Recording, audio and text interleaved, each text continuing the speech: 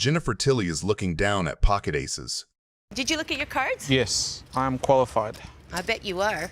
Pre-flop begins with a double straddle. Tony G decides to attack the money. He raises to 5,000. It is a standard aggression play from the loudmouth pro, expecting to pick up the blinds and straddles. However, Jennifer Tilly, sitting in the double straddle, wakes up with the pre-flop nuts. She doesn't slow play. She 3-bets to 15,000. This is a pivotal moment. A tighter player might fold ace-jack here, fearing domination, but Tony G's ego and the deeper stack depths convince him to stick around. The flop falls all spades. This monotone board changes the math entirely. Tony G has flopped middle pair with his jack, but he holds no spades, meaning he is drawing very thin if he is behind. Tilly, however, holds the ace of spades along with her overpair. She fires a continuation bet of 25,000. Tony G, ever the non-believer, convinces himself that Tilly might be semi-bluffing with a hand like ace-king holding a spade. Big pot. Huge. The turn brings the 8. Here, Tilly decides to exercise pot control. She checks. This is a savvy move. By checking, she conceals the strength of her hand. She knows that if she bets again, she might only get called by a flush or two pair. The river is the 3. Now, Tilly repeats the bet sizing from the flop. This is a classic value inducement bet. It is small enough that it looks like a defensive blocking bet or a weak attempt to steal the pot. Wow. Wow, aces with the spade. Very nice, Jim. You had me drawing dead. Really? It's insane. Wow. It's getting fun, isn't it? Double Yeah. straddle and picks up aces, huh? I know, right? How beautiful is that? The first double straddle was aces. Guess that's a sign. That's my first aces, too.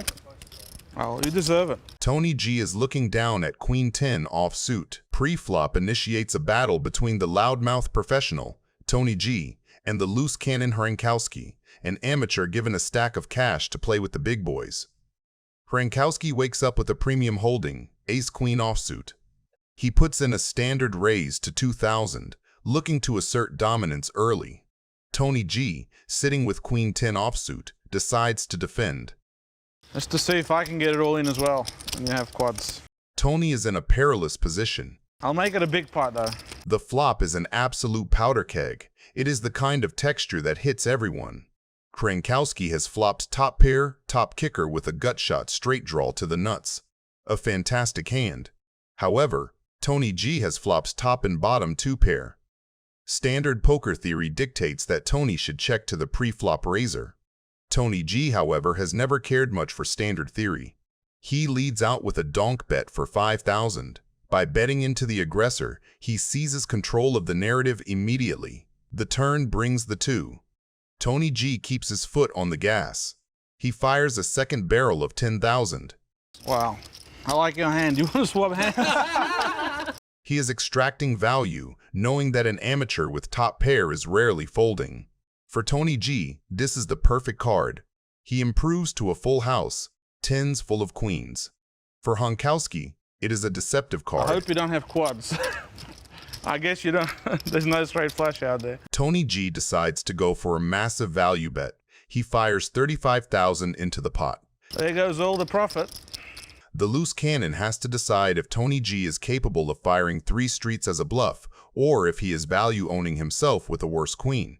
Hrankowski goes into the tank. He looks at the board. Straights are possible, king 9, trip 10s are possible, and full houses are possible. He realizes that Tony's lying leading into the razor and betting big on 3 streets screams immense strength. You have a good chance of winning the hand if you call. He was begging at that point. That was begging. I wasn't sure. And then he begged at the river. So Ken folds. Let's see if he made the right decision. Tony G with Queen 10 full boat. Made a good lay down there, Ken. I had a full house. Yeah, you begged at the river. When he was about to fold, Tony, wait. Did you flop it straight? Bet too much. No, he had ace queen. Daniel Negreanu is looking down at Queen Jack offsuit. I was thinking of raising, but Congratulations. thank you. Pre-flop begins with a straddle from Joe Hashem. Negreanu, sitting in position, decides to attack. He raises to 2,500. It is a loose open, but Negreanu relies on his post-flop edge. The table, however, is not in a folding mood. Jennifer Tilly calls with King 7. and Nacho Barbero comes along with king 9. And I call off like a donkey. I just played awful the last section. And I tried it again. Should have left. The flop is an absolute monster for Negreanu. He has flop trip queens, giving him a massive lock on the hand. The action checks around to Negreanu, who fires a standard value bet of 6,200. Tilly and Barbero, missing completely, get out of the way. Hashem, however, decides to get stubborn. Holding just ace high and a backdoor flush draw, he makes the call. It is a float. Hashem likely puts Negreanu on a continuation bet with a pocket pair or total air, and he believes his ace might actually be the best hand, or that he can take the pot away later. The turn brings the 8, double pairing the board. This improves Negreanu to a full house, but it also counterfeits any small pocket pair Negreanu might be bluffing with. 12. 12,000. His ace high is actually ahead of any pure bluff, and he beats any pocket pair below 8s that Negreanu might be turning into a bluff. Convinced that Negreanu is trying to push him off a chop or steal the pot, Hashem makes a very sticky call. He is now purely bluff catching, unknowingly drawing dead to a full house. The river is the ace, a card that is cruel in its deception. It gives Hashem top pair. In most scenarios, improving to top pair on the river is a green light to call a bet. As we young internet kids say, you're polarized. Ding. Isn't that right, Jose? Yeah. Polarized, right? It's polarized. You haven't merged. You haven't fuffled. You're just polarized. There's a bit of a fuffle in there. Show me one. Little generosity on the last hand. Okay. Daniel shows the jack. I fold. Why? Because I showed the jack? Oh, damn it. Yeah, it's a scary card. Back card, bad card to show. Oops. I mean, I'm kidding. I don't want to show the jack anymore. You had an 8? Oh, you had an ace. Oh, okay. The jack was a scary card? I thought jack 10, you know? Could have jack 8, jack I'm stupid. Queen jack. Well, obviously, duh. I'm so annoyed because I had jack high. Saved myself 22,000 through one Yeah, question. Good hand. Okay. Oh, man, you talked me out of my money there. Daniel Negreanu is looking down at jack 9 offsuit. Freak. What a freak. He's a gift from nature. Wow, you know what? I'm glad that I've changed your opinion because I don't really ever want to be known as a normal guy. Preflop begins with a dynamic that always promises action. Negreanu has placed a straddle, effectively buying the big blind and doubling the stakes before the cards are even dealt. This forces the table to play for a bloated pot and creates aggressive incentives. Randy Lou, the online volume king, looks down at ace-3 suited. This is a hand that thrives in deep-stacked, straddled pots because of its nut potential. Lou raises to 2,500, attacking the straddle aggressively. What is that? What did you do? 25? 25. Well, your button VPIP is rather high as well. I'm not Bryn. I know, but you still play a lot of pots in that late little position, so I can call here profitably long term. Yep. Daniel makes the call. If you were nitty, I would have folded this hand. The flop falls a monotone miracle. For Negreanu, this is a tricky spot. He has flopped middle pair with his jack, giving him a piece of the board, and knowing him, he definitely wants to call. Okay, this could be trouble for both of us. I'm already feeling a lot of pain. Check. Oh, so fast. You don't think. He's so good. Online, the same thing. 75 decisions in 3 seconds. How much? 35. Well, I can't fold. How many Clearly. times do you misclick a day? He doesn't misclick. He's Never? genius. Yeah. Negreanu decides to peel one card. He figures that his pair of jacks might be good if Lou is bluffing, and he wants to see if the board pairs or if he can hit a straight. Is that a misclick, 35, or you got something? Miss chip. The turn brings the 7, and it is the 4th heart on the board. This card drastically changes the whole hand. Well, now this kind of kills the action. There could have been a whole craziness. Now the heart's already there, so either you got one or you don't, right? I'm gonna defer. 9,000. Okay, you're good. You bet like a medium heart here too. I know you. 9,000? 9,000. Okay, you bet a lot of hands here. Good player you are. I like the bet 9. I don't have a heart, so I'll let you take it. Thank you. Good bluff. No, you didn't bluff. You had it. Of course I had it. Did something. Of course I had 2 cards. There you go. That's why you don't call out position, get outplayed by these whippersnappers, right? Tough. Lock. They like. Check call, check. Daniel Negreanu is looking down at pocket tens. Pre-flop begins with a standard yet deceptive setup involving 3 very different playing styles. Negreanu, operating from position, opens the pot to 2,500, looking to thin the field. Phil Laak, holding ace-queen offsuit, finds himself in a spot where many aggressive pros would 3-bet to isolate the opener. However, Just calls. he keeps Negreanu's range wide, but he also invites the third player into the mix. Rick Salomon, never one to turn down a cheap flop with a suited connector, comes along with 6-3 suited. We head to the flop 3-way, with Negreanu holding a strong pair and Laak holding a hand that dominates the Broadway portion of Negreanu's range, but is currently just ace-high. The flop creates a massive disparity in equity. Negreanu has flopped bottom set, hitting his 10 to create a monster. The king on top is the perfect disguise. It connects heavily with Negreanu's perceived pre-flop raising range, allowing him to represent a top pair while actually holding a set.